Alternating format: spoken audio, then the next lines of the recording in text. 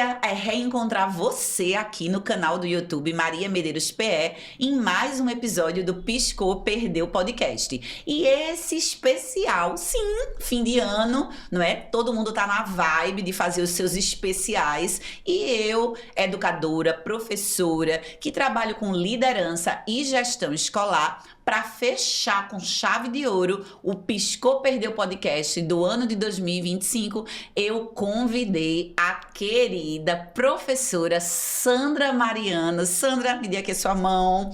Olha, que bom te receber aqui. Sandra Mariano é professora da Universidade Federal Fluminense, lá de Niterói, Rio de Janeiro. A gente tem uma parceria que a gente vai conversar, mas eu quero dizer, Sandra, que hoje a gente tem um motivo especial. Não vou dar spoiler, vou deixar o povo na expectativa, porque antes eu quero que você se apresente. Fala um pouquinho, Sandra, da tua trajetória aí, da tua formação, pra gente ir revelando aos poucos, não é, essa nossa parceria e qual é o especial de fim de ano que a gente tem para nossa audiência. Sandra, e aí? Primeiro, quero agradecer essa querida Maria Medeiros por essa parceria que já vem aí de alguns anos aqui, sim. Rio de Janeiro e Pernambuco. Pernambuco, que sobre todos os pontos de vista no ensino médio tem sido um exemplo, um modelo de gestão de ensino médio de resultado, um local em que se ensinam e as crianças aprendem. Então, a gente tem aprendido muito com a experiência de Pernambuco, né? E eu sou, então, uma professora do Departamento de Empreendedorismo e Gestão da Universidade Federal Fluminense, lá em Niterói. E nós abraçamos, na verdade, desde o início, ali 2010, por aí, né? Uma missão de apoiar a gestão escolar, a liderança e a gestão escolar em escolas inicialmente do Sistema S, do SESI, onde nós começamos o nosso trabalho, não é? Com o Sistema Firjan, o Sistema Fiesp, desenvolvendo formações, buscando apoiar a gestão escolar, né? Como trazer as teorias organizacionais, as teorias de liderança e todo um aporte que vem da área de gestão para ajudar a que a escola encontre e entregue o melhor para os seus estudantes com esse foco em aprendizagem, né? Ao longo desse tempo, então nós estamos falando aí de mais de 15 anos de estrada nesse campo, nós nos integramos a uma rede internacional de pesquisa, o ISSPP, né? Que até hoje nos mantém em conexão com o mundo, né? Por conta dessa rede, eu tive a oportunidade de passar um período na Austrália, na Universidade de Melbourne, como professora convidada, também mostrando e estudando como os sistemas de ensino, né, e como os sistemas educacionais do mundo, eles, na verdade, têm muitos pontos em comum. O desafio do líder da escola, a gente acha, você ali que está liderando uma escola no interior do Brasil, ou numa grande capital, ou numa grande região metropolitana, você às vezes diz, gente, eu estou vivendo desafios aqui que são únicos, que não é possível que alguém no mundo passe por alguma coisa assim. E aí eu digo a vocês, gente, muitas partes do mundo, o desafio de liderar uma escola, ele é, de fato, como o nome diz, né? Um desafio mesmo, né? A gente precisa... E eles compartilham, né? O desafio de liderar, o desafio de lidar com pessoas, o desafio de conciliação, o desafio de colaboração e o aspecto técnico e pedagógico da gestão escolar, ele está presente em várias partes do mundo. Então, a gente traz um olhar, né, da gestão, na perspectiva das teorias organizacionais, especialmente, né, para o olhar da escola, que é uma organização única, uma organização com características próprias, isso que distingue uma escola, né? Mas que as práticas organizacionais, elas se dão na escola também, e tem muita proximidade. Por isso, aí você diz, poxa, o pessoal da área de administração e de gestão vem aqui palpitar na escola? A gente diz, pois não é, gente? Quando você vai ver isso no mundo inteiro é assim. Por quê? Porque a escola é uma organização. E tudo que se refere às organizações e às práticas pedagógicas, elas nos trazem essa possibilidade de contribuir. E é o que temos feito nesses últimos 15 anos, né? Contribuindo para esse campo, desenvolvendo formações. Então, eu tive a oportunidade de coordenar um programa que durou aí quase 10 anos, chamado MBA Gestão Empreendedora em Educação.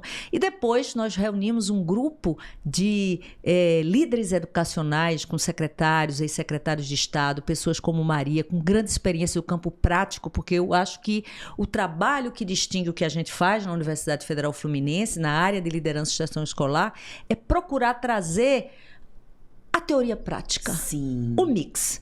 Como é que aquilo que a pesquisa científica, portanto, a evidência mostra, como é que isso se vê na prática e como é que isso se dá dentro de contextos, porque contexto importa.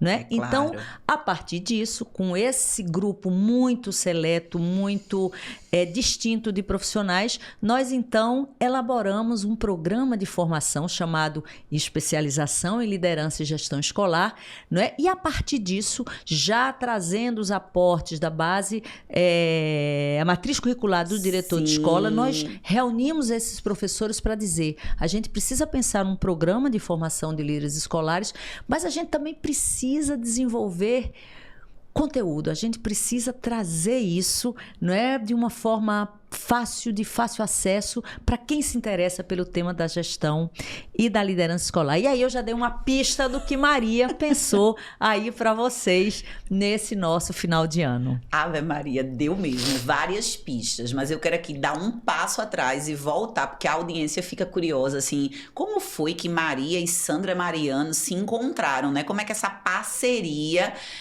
ganhou forma? E aí eu quero rapidamente retomar, Sandra, porque é uma memória que deixa meu coração quentinho. E eu me lembro que estava como secretária executiva de Educação Integral e Profissional, e Sandra fez contato na época, né, para que ela pudesse conhecer a política pública aqui de educação integral do estado de Pernambuco, que, como vocês sabem, é uma referência.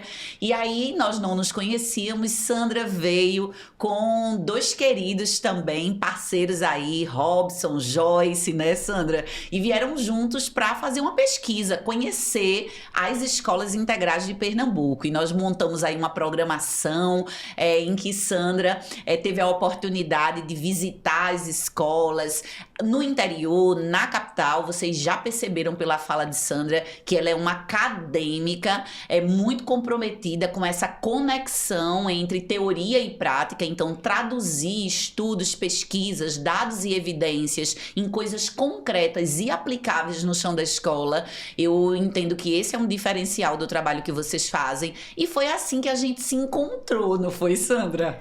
E foi muito interessante, gente, eu tenho que compartilhar, porque, bom, primeiro a gente faz pesquisa já há muito tempo, né? Esse grupo formado, inclusive temos um grupo de pesquisa já bastante ativa, a professora Joyce, que é a nossa coordenadora de pesquisa, a professora Joyce Moraes, o professor Robson Cunha e eu.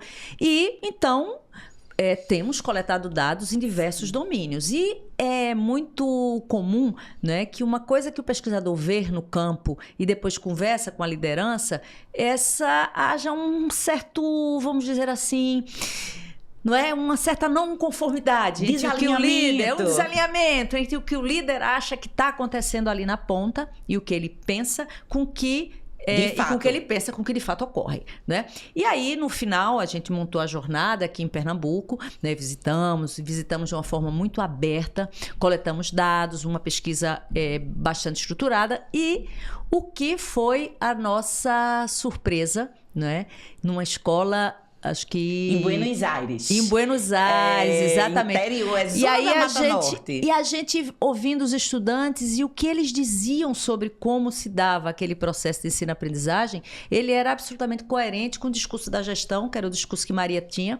E nós fizemos questão de dar esse feedback. A gente voltou e disse, Maria, eu gostaria muito de, ao final dessa jornada, uma jornada de uma semana, nós passamos uma semana aqui em Pernambuco fazendo essa visita. E aí nós voltamos e disse, olha, realmente é alguma coisa que vocês, como gestores aqui, precisam ouvir de gente que é totalmente isento. A nossa pesquisa não tem nenhum vínculo aqui com o Estado de Pernambuco, nenhum financiamento, nada dessa natureza. Então, assim, o que vocês estão dizendo está refletindo lá na ponta, né? E talvez esse seja um dos aspectos que torna o caso de Pernambuco, que a gente continua pesquisando, né? A nossa pesquisa é uma pesquisa longitudinal, então a gente está observando o que está acontecendo em Pernambuco, já tomando e coletando entrevistas aí já há bastante tempo. A gente ainda não tem, vocês podem perguntar, professora, cadê o resultado da sua pesquisa? Já está publicado? Aguardem. Aguardem, porque a gente está dentro desse domínio, dessa pesquisa, ela é uma pesquisa longitudinal, ela é uma pesquisa que está avaliando uma política pública, então ela tem que passar o tempo. E a gente está coletando e fazendo entrevistas com os diversos momentos dessa política pública, para depois a gente realmente ter um trabalho mais consolidado, né, com evidências mais e reflexões mais elaboradas sobre os exemplos que a gente tem no nosso país de boas práticas de liderança e gestão escolar, aquilo que pode ser compartilhado, Sim. aquilo que a gente pode olhar não para achar, olha, o que aconteceu em determinado estado, determinado município, determinada escola, eu vou fazer igual na minha. Não, você não vai fazer igual porque a sua escola tem um contexto, e fazer a leitura de contexto é muito importante para qualquer gestor. Mas você pode sim dizer, cara, determinadas práticas pedagógicas, determinadas práticas administrativas, elas funcionaram em vários contextos, talvez eu possa experimentar aqui. Isso. Se inspirar, né, Sandra? Se inspirar. Tá certo? Ver, a gente olhar, né? Então, é importantíssimo a gente ter essa perspectiva e realizar pesquisas acadêmicas brasileiras relevantes. Por quê? Sim. Porque a gente também tem o que contribuir para o mundo, não é? Entender a nós mesmos de forma aprofundada. E Sandra roda o mundo todo aí, participando de congressos, né? Eventos aí que reúnem pesquisadores renomados. Então, esse estudo está em ótimas mãos e daqui a pouco é Pernambuco falando para o mundo. Certamente. Que coisa boa. Então, já sei que tá todo mundo aí super na expectativa, querendo saber qual é o nosso presente de fim de ano de para vocês. Vocês já entenderam como se deu o nosso encontro, essa parceria, o tema é liderança e gestão escolar. Então eu vou pedir aqui ao pessoal da técnica para colocar na tela liberar aqui, não é? O nosso livro Liderança e Colaboração na Escola. Então, o nosso Piscou Perdeu podcast de hoje é para apresentar para vocês esse livro que já está disponível e que você consegue acessar. Calma, não vou dizer como, porque você vai continuar com a gente até o final desse nosso bate-papo, mas a gente tem aqui uma missão, que é apresentar para vocês essa produção, né? Liderança e Colaboração na Escola. Foi uma produção, né? Eu, Sandra Mariano, Renato Otério, que esteve comigo, né, Sandra, quando eu estava secretária executiva, e Renato Otério tem uma experiência grande na implementação também de políticas públicas educacionais e chega para ajudar a gente, e foi uma parceria muito legal que a gente agora vai apresentar para você. E começando pelo começo, Sandra, a concepção dessa obra, né? A gente vai batendo bola aqui, eu e você falando sobre, né, nesse primeiro momento, qual foi a linha, o fio condutor para a gente escrever esse livro, né? O que é que a gente não podia abrir mão? De onde a gente partiu? Então, eu diria que esse primeiro volume, vocês veem aí na tela, né?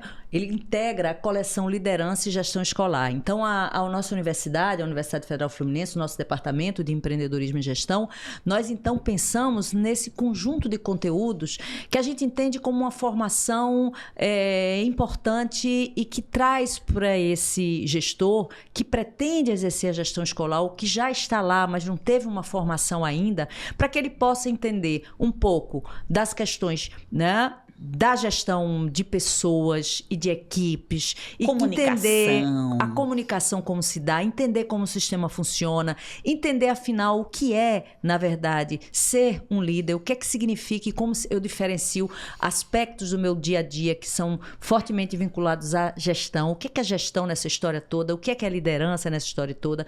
E os demais volumes vão tratar das práticas administrativas, sim, dos processos essenciais pedagógicos da escola, a questão da tomada de decisão baseada em dados, né? Então, a gente procurou fazer nessa coleção um conjunto aí, né, de aportes importantes para quem lidera. E no nosso livro, especialmente, que é o volume 1, e que abre essa coleção, ele tem esse objetivo. Olha, vamos esclarecer o que é isso. Não é porque no Brasil a gente fala gestão democrática na escola. O que é isso? A pessoa tem que entender. Quais são os fundamentos da liderança escolar? Quais são os fundamentos da liderança escolar? O que é entendido como liderança escolar? Sim. Tá certo? Quais são aspectos que eu posso trabalhar no meu dia a dia? Se eu estou falando que liderar tem aspectos relacionados à influência, tem Isso. como eu vou lidar com a minha equipe. Eu preciso trabalhar sobre isso. A minha atuação repercute no resultado de aprendizagem dos estudantes, porque, Sandra, eu lembro que uma vez eu fiz uma live falando sobre o papel estratégico do gestor escolar e, ao final, uma gestora muito querida da rede, né, mandou para mim uma mensagem no WhatsApp dizendo: Maria, eu gosto muito de você, mas hoje eu fiquei encafifada, assim, com as suas falas, porque você coloca muito peso, muita responsabilidade na figura do gestor escolar. E eu digo, bom, eu estou ancorando, não é, a minha fala em estudos, dados e evidências que falam sobre o papel estratégico desse personagem, dessa figura, que é o diretor escolar, o gestor escolar. E, Sandra, tem algo muito interessante até para falar sobre essa produção, sobre a coletânea, né? Esse aqui é o volume 1, mas a gente tem aí uma coletânea de livros e que compõe um conjunto, um acervo, vamos assim dizer, que está sendo usado numa pós-graduação que, como você trouxe, é para apoiar quem quer entrar, assumir, não é? Seguir nessa carreira. Eu, como professora, Sandra, posso trazer esse depoimento. Durante a minha licenciatura, eu estudei muito pouco sobre gestão escolar, quase nada. Eu não estava preparada para ser diretora. Ao passo que, quando eu fui convidada, passei por um processo seletivo simplificado, eu me vi tendo que me inspirar, né? Olhando para o meu diretor e pensando, olha, ele é um exemplo e eu vou implementar práticas que dão certo na escola dele. Então, se eu fizer na minha escola, obviamente que adaptando vai dar certo também, mas eu senti vontade de estudar. Eu digo, eu vou correr para fazer uma segunda pós-graduação, e eu fiz uma pós em gestão pedagógica, porque definitivamente gestão escolar não combina com amadorismo, não dá para fazer de maneira improvisada. Então, se você que é professor, professora, tem aí no seu radar o interesse de, no futuro, pensando em progressão mesmo da sua carreira, assumir um lugar de gestão escolar, se você já está nesse lugar e sente que precisa se atualizar, é uma excelente referência, é uma ótima bibliografia, porque eu acho que a ideia é essa, né, Sandra? É trazer insumos para subsidiar, para apoiar o trabalho do gestor, da gestora. E também eu acho que a gente colabora quando a gente tenta e traz isso muito no sentido de desmistificar certas questões. Sim. Né? Então, assim, um aspecto que o diretor, como ele diz, poxa, você jogou muita responsabilidade sobre o gestor, o diretor da escola. Será que eu tenho essa responsabilidade toda? Afinal, não sou eu que estou lá na sala de aula. Pois é. Só que a pesquisa internacional do grupo do ISSPP tem demonstrado, em pesquisas no mundo inteiro, que o primeiro fator que explica uma escola em que os estudantes aprendem é a qualidade do professor em sala de aula. Sim. E a gente que é docente, a gente sabe, quando o pessoal diz, estamos falando de tecnologia, de inteligência artificial, 1000 parafernálias, né? E eu sempre digo o seguinte, nós que dominamos o nosso construto, aquilo que a gente ensina, e que a gente tem a didática para, né, ensinar, explicar e tal, a gente dá aula até debaixo de árvore. Então, assim, para que a aprendizagem ocorra, em última instância, se eu tenho um professor vocacionado, apaixonado, que domina o seu conteúdo, ele dá aula numa sombra de uma árvore. Claro que isso não é a condição ideal, nem a gente está dizendo absolutamente isso. A gente só está dizendo que se um docente ele domina a aprendizagem daquele grupo, ele é muito, muito, muito superior, tá certo? Então, é papel de quem está no sistema de educação garantir ter docentes preparados com as habilidades, sim, as competências necessárias para que ele entregue em sala de aula. Isso.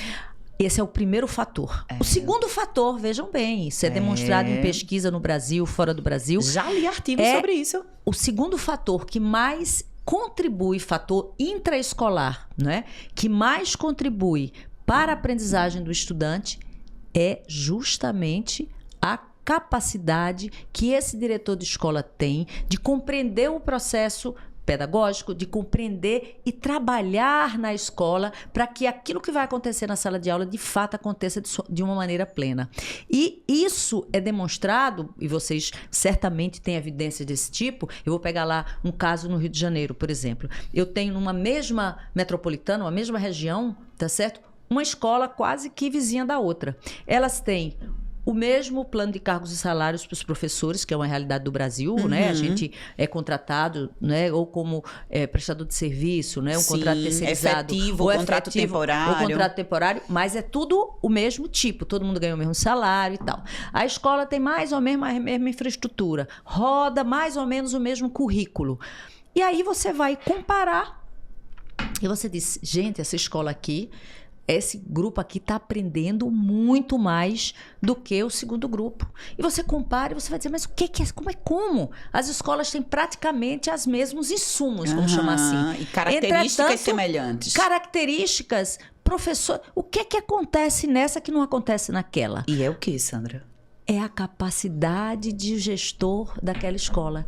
É a capacidade que ele tem de colocar em prática uma série, né, de habilidades que transformam e faz com que aquele time, porque uma escola é uma organização e como organização, o que acontece como objetivo daquela organização, e a gente sabe que o papel da escola é claro, né? A gente precisa formar um cidadão ético, responsável, mas a gente, além disso, no fim do dia, a gente tem que garantir a aprendizagem àqueles estudantes. Porque a gente não pode falar, e eu sempre digo isso quando eu tenho oportunidade, que é assim, eu não posso falar de um cidadão crítico, eu vou formar um cidadão, se aquele sujeito não teve, no seu período escolar, que estava ali conosco, na escola de educação básica, ele não aprendeu a ler plenamente, ler e compreender e se comunicar e comunicar o que ele pensa. Então, são processos de ter a compreensão da leitura, de ter a compreensão de expressão própria das suas ideias, de articulação das coisas e ideias, e a perspectiva de ter uma abordagem, uma visão da matemática, mas não é da matemática para fazer, é entender a simbologia matemática, fazer uma leitura do mundo, porque o que seria um mundo sem a matemática? Em tudo que você faz. Então, se eu não conseguir cumprir essas duas coisas básicas, porque aí às vezes também as pessoas perguntam, mas por que quando a gente mede a aprendizagem, a gente não vai aprender a medir outras competências, né, que a gente quer desenvolver? Aí a gente diz, não, porque é complexo, então você tem complexidade e custos, e aí você tem que fazer escolhas. O que é que eu minimamente preciso saber se um estudante aprendeu na educação básica? Eu tenho que garantir que ele aprendeu a se comunicar no seu idioma, compreender a escrita no seu idioma e uma capacidade de abstração matemática mínima para existir no mundo contemporâneo. Entendi. Isso é preciso. E isso é papel da escola. E isso a gente tem que garantir. E a gente tem que garantir. Isso é a garantia. Porque com isso, aí a vida vai ajudar. Aí você, com esse alicerce, é o alicerce para que outras competências se desenvolvam. Agora, sem esse alicerce, é o que a gente vê. Puxa vida, às vezes a gente vai em cursos técnicos com pessoas com grande habilidade manual, por exemplo, mas ele não consegue ler uma planta, ele não consegue fazer uma operação matemática básica. Ler gráficos e tabelas. Não consegue ler gráficos e tabelas, não consegue se comunicar, não consegue escrever uma mensagem no WhatsApp. Então, às vezes, ele é um microempreendedor individual, sabe fazer um trabalho, mas isso emperra a vida dele. Por quê? Porque esse conjunto de competências, que é talvez o kit básico da existência contemporânea, a escola não garantiu. Então, esse é o nosso papel. Tá lá na escola, influenciando esse processo, trazendo o nosso grupo de professores, não é? Para que eles sejam, de fato, parceiros nesse processo, que é um processo coletivo, né? Por isso, colaboração na escola. E para isso, a gente precisa ter um gestor, uma gestora escolar, que olhando ali para a Base Nacional Comum de Competências do Diretor Escolar, não é?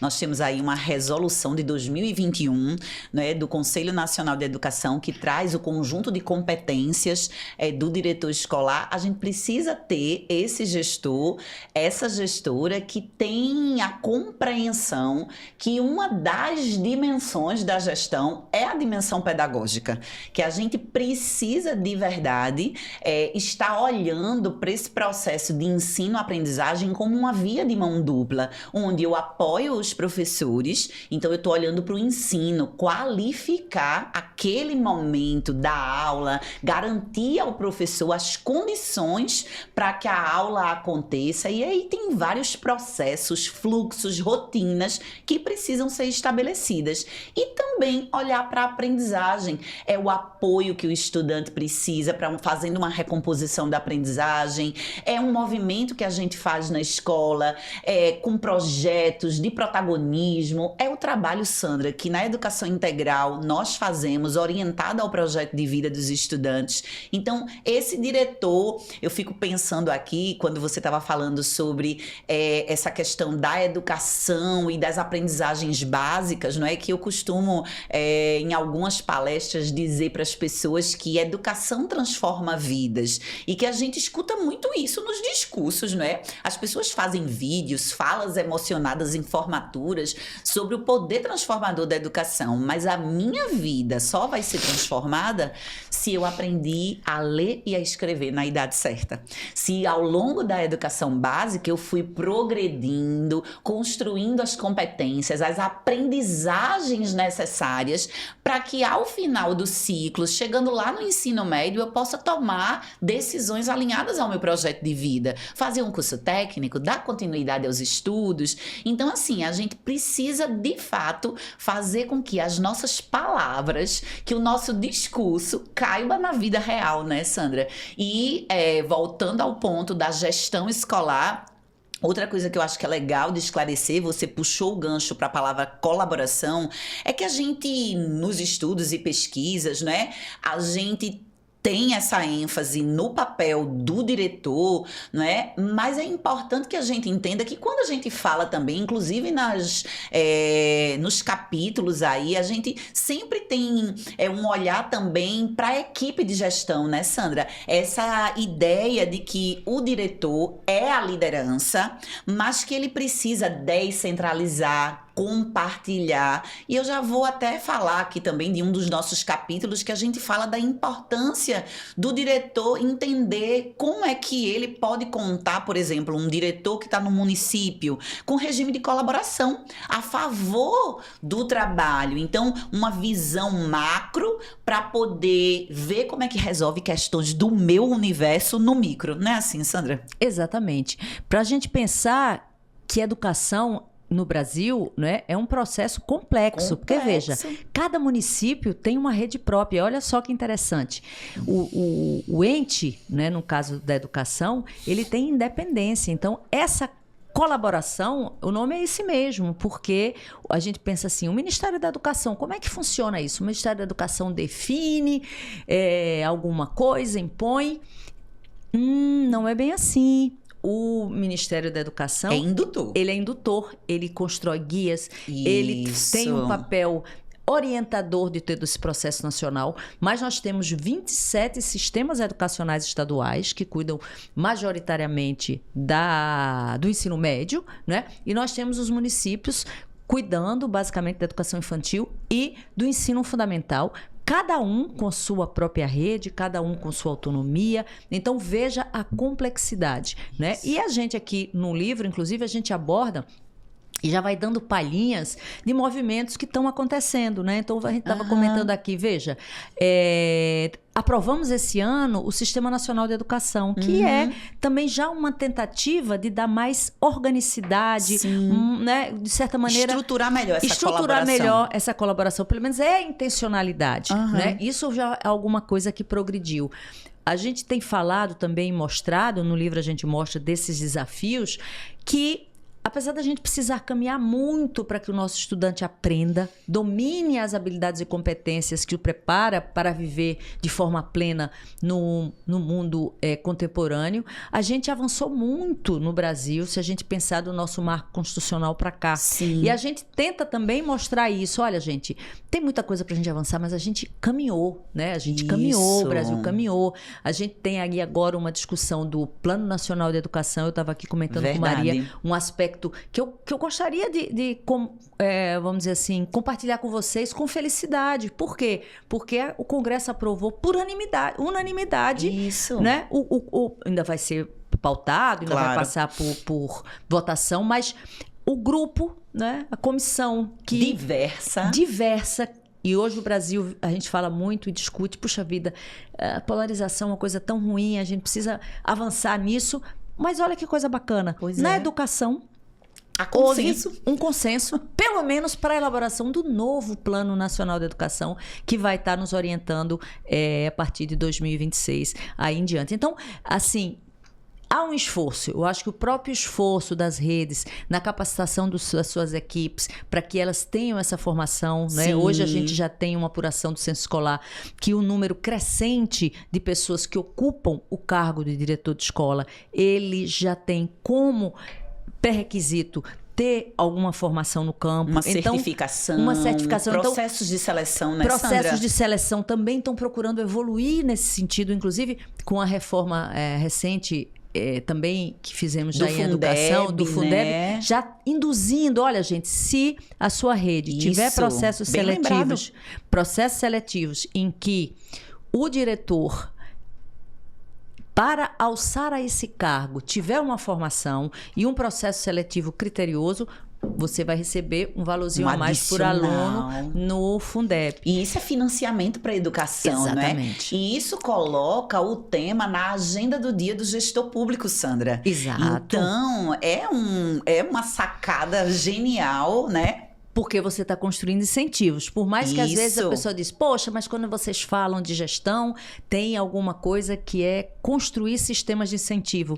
Exato. É necessário. É necessário. O nível ensino médio, muitas pesquisas mostravam, por exemplo, que a gente tinha um número de evasão muito alto, muito elevado. Aí o que é que foi construir uma política para dar um incentivo para que o aluno ficasse mais, que é o pé de meia, por exemplo. Então, construir incentivos é próprio da gestão. Sim. O gestor precisa entender que esse mecanismo funciona. Né? Dá resultados. Dá resultados. Então, assim, na sua equipe, quais são e como você vai construir os sistemas de incentivos que sejam positivos, que eles agreguem, que eles sejam agregadores. Por quê? Porque isso é uma prática de gestão importante. Construir incentivos. Então, quando o Sistema Nacional, por meio do Ministério da Educação, constrói esse sistema de incentivo, você vai receber um valorzinho a mais, porque o seu processo seletivo para gestão, ele passa por formação, ele passa por qualificação. Então, é uma sinalização da importância da temática e um mecanismo de indução para que mais secretarias municipais adotem critérios. Isso. Porque gerir uma escola é complexo, não é alguma coisa como Maria disse inicialmente. Não, mas eu sou professor aqui há muito tempo, eu tenho uma habilidade inata para liderar. Vou lá. Não, gente. A técnica. Isso. E a gente aqui vai discutir quais são as técnicas que eu posso utilizar. Como é que eu vou praticar, Maria? Num dos nossos capítulos a gente fala muito nisso, da técnica muito importante de comunicação, que é a escutativa. Exato. Mediação de conflito. Mediação de conflito. Veja, como é que eu devo agir quando eu tenho uma indisposição entre dois professores? Quando eu tenho uma indisposição entre um professor e um estudante? E quando o assunto vaza para as redes sociais? Como tratar essa questão? Como tratar e como aplicar? E você trouxe um outro ponto que a gente vai trabalhar também no nosso livro, que é o seguinte: como é que eu vou implementar práticas necessárias para um Brasil includente, como eu construir uma política de educação antirracista? Então, como é que eu faço isso? Eu não posso esperar ter um evento Exato, uma Tá vez certo? no ano. Uma vez no ano, ou então não posso esperar ter uma situação em que ocorra uma crise a partir de uma ação racista de alguém na escola e eu não saber o que fazer, meus professores não saberem o que fazer, eu não saber o que fazer naquela... Não, eu tenho que ter refletido sobre isso, a gente vai discutir. Eu tenho que ter construído Protocolos. o meu protocolo. Isso. Por quê? Porque se acontecer uma situação, eu espero que nunca aconteça, mas se acontecer... Eu sei como agir. Eu sei como agir e não só eu sei como agir. Eu sei como agir, o professor sabe como agir, o porteiro sabe como agir, a pessoa que está na cantina sabe como agir. Preparada. A equipe está preparada. Aí você não pode dizer, poxa, uma determinada escola teve um acontecimento, um evento desagradável. Sim, terrível. E a coisa ficou ou uma escola que ela vai saber responder a esses eventos que estão colocados na sociedade. Mas isso é gestão. Então, qual é a diferença aí, então, de quem faz gestão e quem não faz gestão? Quem não faz gestão, deixa pra lá. Se acontecer, eu vejo como é que eu faço. E fica Quem faz gestão, vai construir. E a gente traz uma contribuição também, Sandra, que é para... e como gestora, eu posso dizer que no dia a dia da escola, aquela efervescência é muita coisa, né, Sandra? Não é brincadeira, não. É gestão administrativa, financeira, gestão de pessoas, gestão de patrimônio, gestão pedagógica. Então, eu posso falar por experiência própria que é muito fácil você entrar e sair no fim do dia e pensar, meu Deus, o que foi que eu fiz hoje? Porque eu não parei, a gente não para dando conta de trocentas coisas, mas muitas vezes escapou coisas que eram essenciais e primordiais. E aí, por isso que estudar, por isso que fazer formação continuada nas redes é tão importante, olhar para a liderança, para o gestor, a coordenação lá que está na escola e apoiá-los no seu desenvolvimento profissional é estratégico. Por quê? Quando eu estudo, quando eu acesso esse conhecimento, Sandra, eu começo a planejar melhor a minha atuação. Eu vou pensar rotinas, fluxos, eu vou entender como me preparar e me antecipar para situações intempestivas, que na escola é quase que cotidianamente. Então, a gente tem aqui um livro que procura dialogar muito com o chão da escola, com a prática. E aí, Sandra, eu quero falar, já chegando agora nos minutos finais, sobre essa construção, capítulo a capítulo, que trouxe o que a gente, pôde acessar de referências internacionais, estudos. Então, a gente tem uma bibliografia robusta que, pesquisas que fundamentam a nossa escrita, mas eu quero falar daquela parte que foi muito prazeroso fazer, que é o estudo de caso, que é a teoria a partir de cases, que quando você estiver lendo, qualquer semelhança não é mera coincidência. Exato. Eu acho que uma das questões que faz com que um livro escrito para alguém que está fazendo um estudo e que é uma pessoa da área prática é você trazer para o leitor situações que ele ouviu falar, né? Eu lembro que a gente no livro traz uma situação, por exemplo, que a gente discute 2 temas importantes, quer dizer, a preparação por educação antirracista e ao mesmo tempo a gente discutia a questão do bullying e bullying em redes sociais. Como é que eu vou lidar com isso, né? E a gente traz então, fizemos uma coletânea de segunda fonte, que é super legal de fazer isso, né? A senhora fez entrevista com as pessoas, não, tudo com base em segunda fonte, né? Que é uma forma de você construir estudos de caso, mas nós trouxemos o caso de bullying que houve no colégio... Um colégio famoso. Famoso de São Paulo. Com uma artista famosa. Com uma artista famosa e com a sua filha, que foi... que sofreu uma situação de racismo. Exato, e com grande repercussão da mídia, mas que se vocês forem observar como a escola procedeu, e é interessante que depois do livro já concluído, houve todo um encaminhamento e é uma situação que hoje até serve de referência, de como as coisas se encaminharam de uma forma boa, pode-se dizer, para as duas partes, para a família vítima e para a família agressora ali naquele momento. Então, você vai observar a trajetória do que aconteceu naquela escola, você pode dizer o seguinte, havia um protocolo. E aquele protocolo ajudou muito. Ele pode não ter sido perfeito, como dificilmente você vai fazer uma coisa, mas ter existido um protocolo garantiu que maior, vamos dizer assim, possibilidade, né, de encaminhamentos assertivos, exatamente, né, Sandra? De todos terem aprendido ali com aquela situação. E é nesse ponto que eu queria chegar, todos aprenderem com a situação, porque para mim, desse caso especificamente, vem muito forte essa compreensão de que o processo formativo, educativo, ele é uma via de mão dupla. Então, quando a gente está enfrentando uma situação desafiadora, uma questão como essa do estudo de caso, né? Que você tem vítima e agressor, a escola precisa adotar medidas educativas, formativas. Obviamente que serão aplicadas sanções de acordo, não é, alguma punição, mas que no fim o fechamento gere aprendizado para as partes e gere aprendizado para a instituição. A partir de agora, porque tem muitos gestores e gestoras, Sandra, que passam por perrengues, situações que hoje, em tempos de redes sociais, acabam ganhando, não é, uma proporção, às vezes, muito grande e ficam com a mão na cabeça, pensando na imagem da escola, pensando na própria equipe escolar. A gente sabe a realidade nos municípios, nas redes estaduais, que às vezes o processo é de culpabilização da liderança, não é? E eu acho que a gente traz uma perspectiva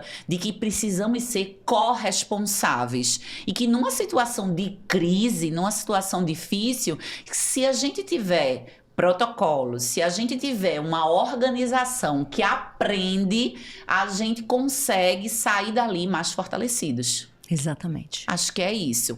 E aí, Sandra, bem rapidinho, passando aqui pelos capítulos, porque a gente quer que a nossa audiência, né, fique com vontade. Eu acho que a essa altura do campeonato o pessoal já tá com o dedinho nervoso querendo acessar esse livro. Sandra vai dizer quais são as plataformas, onde estão disponíveis, e eu vou bem rapidinho passar aqui pelos capítulos. Então, no capítulo 1 a gente fala sobre fundamentos da liderança escolar, não é? No capítulo 2, mediação de conflitos e construção de consensos.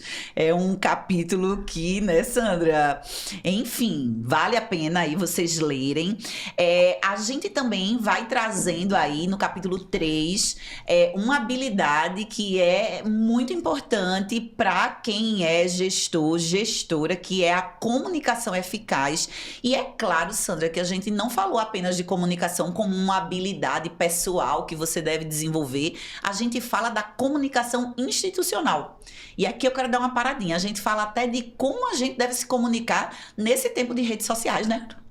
Claro, nós precisamos esclarecer, porque uma coisa é você ser professor, não estar numa função gerencial. Outra coisa é você estar numa função gerencial e perguntar o seguinte: como é que eu devo me dirigir? Devo aos meus professores? Vou manter um grupo de WhatsApp? Como é que eu vou programar esse grupo de WhatsApp? Todo mundo fala o que quer. Como é que eu vou administrar? Como é que eu vou administrar a comunicação com os pais? Eu vou ter um WhatsApp por turma, um WhatsApp, vou ter um e-mail institucional. Esse e-mail institucional eu vou comunicar que tipo de informação? Essas questões de comunicação institucional, elas são importantes e a gente trata, acho que é relevante, ajuda, porque você diz, ai, que bom, eu intuía que podia ser dessa maneira, ou então eu estou me comunicando de uma maneira muito informal em determinado contexto, isso não é adequado para a comunicação institucional. Então, ajuda a corrigir a rota. Exatamente. É isso. Capítulo 4, construindo colaboração e parcerias estratégicas na escola. Só para a audiência ficar com vontade de chegar nesse capítulo 4. Não é todo formato, nem é toda parceria que dá certo, né, Sandra? E nem tudo que interessa à escola. A gente nem pode olhar para as parcerias institucionais, né, com entes da iniciativa privada, organizações não governamentais, como uma um apoio dispensável completamente. Demonizar. Ai, não. É uma fundação, é um instituto. Não quero. Não, calma aí. Pode ser útil. Agora, você precisa saber primeiro o que é que a sua escola precisa, o que é que você quer, e aí você vai conversar com os parceiros, ou avaliar quando chega uma demanda, tá certo? Por quê? Porque todo mundo quer fazer, às vezes, parceria com a escola, mas a escola quer? A escola... Isso. Quais são os interesses da escola? Então, todas essas reflexões a gente coloca para que não se demonize, né? Não se jogue fora potenciais parceiros que podem ser muito úteis para os projetos acadêmicos da escola, mas também a gente dizer, olha, eu também tenho o direito de dizer não e porque não é apropriado para a escola naquele momento. Não abrir a porta de maneira irrestrita. Acho que você trouxe um ponto aí que me fez lembrar, não é? Quando eu estava lá na escola, tudo vai bater na nossa porta. Se é educação no trânsito, educação ambiental, é campanha do pessoal da saúde, a escola é esse lugar privilegiado para rodar projetos, campanhas. E se a gente não der um freio de arrumação, o que é primordial, que é o ensino e a aprendizagem, começa a ficar comprometido com tantas pautas complementares, acessórias, com tantas coisas que vêm de fora. E parcerias que, se a gente não avaliar, e acho que você foi aí direto ao ponto, eu conheço a minha escola, eu sei quais são os desafios, eu conheço a minha comunidade. Outra coisa, Sandra, eu sei onde eu tô do ponto de vista de resultados educacionais e onde eu quero chegar, e essa parceria vem para potencializar. A gente sabe do desafio do desenvolvimento integral do jovem. Então, a escola, muitas vezes, no que diz respeito à dimensão da corporeidade, da transcendência, o trabalho com cultura, com arte, Maria, a gente não tem perna para executar isso, e você acaba firmando uma parceria que consegue ser esse braço que ajuda a escola a diversificar o currículo. E aí você diz, poxa, faz sentido, agrega valor ao trabalho que a gente faz. Mas muito cuidado, e aqui no livro a gente fala sobre a formalização, né, Sandra? Não deixar essas pontas soltas. Exatamente. É isso. E no capítulo 5, a gente vai ali para a gestão de pessoas na escola, que também é um outro ponto, né? Para além de falar sobre a questão da alocação de professores, a gente fala um pouquinho da questão da remuneração, não é? Valorização docente passa, obviamente, por salário, mas não é só isso. A gente tem que pensar em infraestrutura, condição de trabalho, formação continuada, e aí a gente fala um pouquinho, né, Sandra? A gente não quer de jeito nenhum tapar o sol com a peneira. Acho que Sandra tem uma fala muito boa sobre essa reflexão sobre a carreira docente. A gente tem muito para avançar, mas a gente já deu passos importantes, né, Sandra? Importante. E quando a gente estava trabalhando os números para mostrar, porque muitas coisas a gente defende um determinado argumento, baseado em quê? Né? Então, esse ponto da gente dizer que nós avançamos, sim, não chegamos de forma nenhuma ainda com o protagonismo e a importância que a carreira docente tem para o Brasil e como ela merece ser remunerada. Mas de onde a gente saiu para onde a gente está, vocês vão ver aí, né, que as coisas têm melhorado. Isso. A gente já não pode mais se referir à educação brasileira e mesmo à parte da remuneração do professor como se fazia o contexto de 20 anos atrás. E é importante a gente também valorizar de onde a gente saiu, não é? Para a gente dizer, cara, a trajetória também importa, não é só a fotografia. Você vai dizer, poxa, mas o piso nacional docente, ele ainda não está como... Tem muita luta. Tem luta, mas assim, olha de onde é que ele saiu, né? E olha como a gente progrediu também. E eu acho que a gente olha para trás para o progresso e se anima pensando, vamos seguir firmes. Vamos seguir mobilizados, né? E fazendo o nosso trabalho com competência, profissionalismo e, como eu disse aqui, engajados, mobilizados no que diz respeito ao reconhecimento e à valorização do professor e da professora. Porque, Sandra, de fato, o Brasil tem muito ainda para melhorar no que diz respeito à atratividade dessa carreira. Nós somos professoras e sabemos aí, não é, desse desafio, mas o fato é que estamos no caminho, né? Não estamos parados. Eu acho que essa é uma grande mensagem. É uma melhoria progressiva. Acho que é muito essa mensagem. E aí tem aqui, Sandra, também uma fala sobre cultura escolar positiva, colaborativa, sobre bem-estar do professor, clima escolar importa, não é, Sandra? Esse olhar da gestão para a equipe de professores numa perspectiva de que a gente tenha uma escola que seja um espaço de segurança psicológica, né, Sandra? Onde o erro não é demonizado, onde a equipe está ali jogando junta o jogo da educação pública de qualidade. É isso aí. Eu acho que todos nós aqui que estamos na educação, no campo da educação, eu acho que nos move basicamente esse propósito de dar ao nosso estudante, ao nosso jovem, à nossa criança, a possibilidade de desenvolver o seu próprio potencial. Eu acredito muito nisso, eu acho que isso me move completamente. Sim. De que é possível e o nosso trabalho interfere, não é? A gente sempre vai poder dizer, mas o que importa mais é de onde a origem da pessoa, onde ela nasceu, se os pais são mais educados ou menos educados. É fato, isso contribui. Agora, o que acontece no espaço da escola, o que a escola pode fazer é transformador. Muito. O que acontece, as práticas organizacionais na escola, os fatores intraescolares, eles são fatores que mudam a vida das pessoas, mudam a vida desses estudantes que, dependendo dessa escola onde ele está, desses professores que ele tem, desses líderes escolares, gestores escolares com quem a escola se faz, esse estudante pode ter uma escola em que ele aprendeu, se desenvolveu e vai construir uma vida melhor para si, ou não. Ou é uma escola que não lhe trouxe progresso. E por acreditar nisso, é que a gente é firme parceira nessa pauta da educação. É isso aí.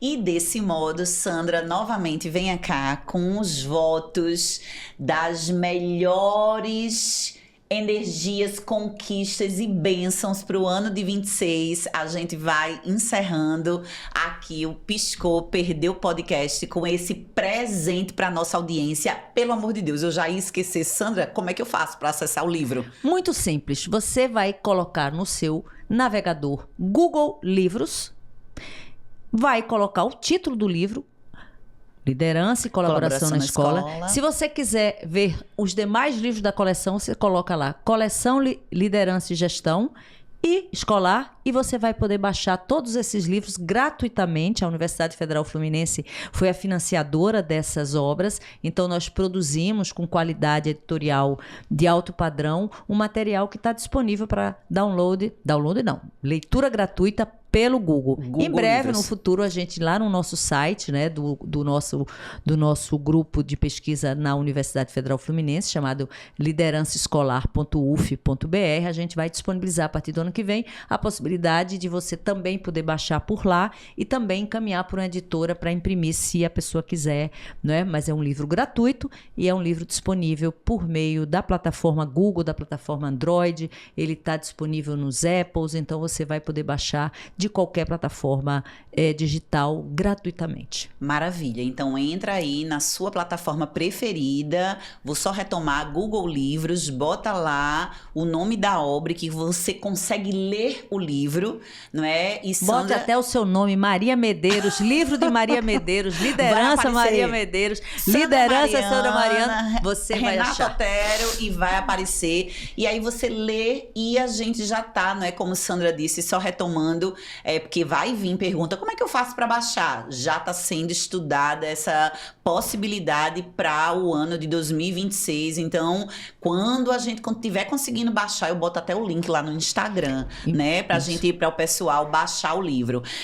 Sandra, vamos mandar também um abraço carinhoso, uma mensagem para nossa turma da pós-graduação, porque tem uma turma boa do Brasil inteiro que está fazendo um curso de pós-graduação com a gente. Sandra, a gente não pode terminar esse podcast sem falar deles. Não pode. Essa nossa turma que terminou agora em dezembro a 3ª disciplina. Veja tá certo? Só. Terminou aí com sucesso. Entregamos as notas de verificação suplementar hoje, então tá todo mundo de férias. Em fevereiro retornamos, né? Então, Vocês estão sendo os primeiros a, inclusive, fazer a nossa pós-graduação, a especialização em liderança e gestão escolar da Universidade Federal Fluminense, utilizando já esse acervo, esse material, essa coleção. Agradecer aos nossos colegas, né? Sim. A coordenadora, eu sou a coordenadora do curso, né? A gente tem ali a nossa coordenadora da turma da Universidade Aberta do Brasil, professora Renata, né? Renata Quelha, a nossa equipe, professor Robson, que é o nosso coordenador de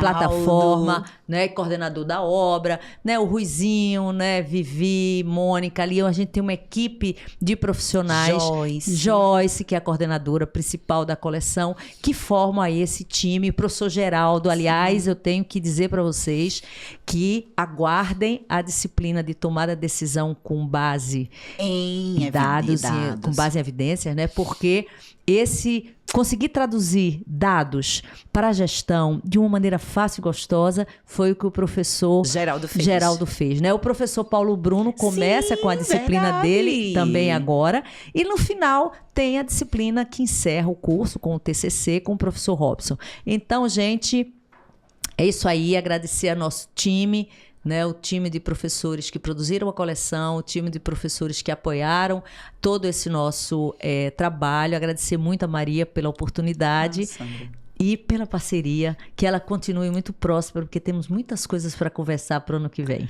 Com a permissão de Deus. E agora, ali para nossa audiência, um feliz ano novo, e a gente segue juntos, falando sobre temas da área de educação que tem impacto na sua atuação profissional. Então, continua aqui com a gente, e ano que vem a gente se encontra de novo. Sandra, obrigada de novo, gratidão, e até 2026.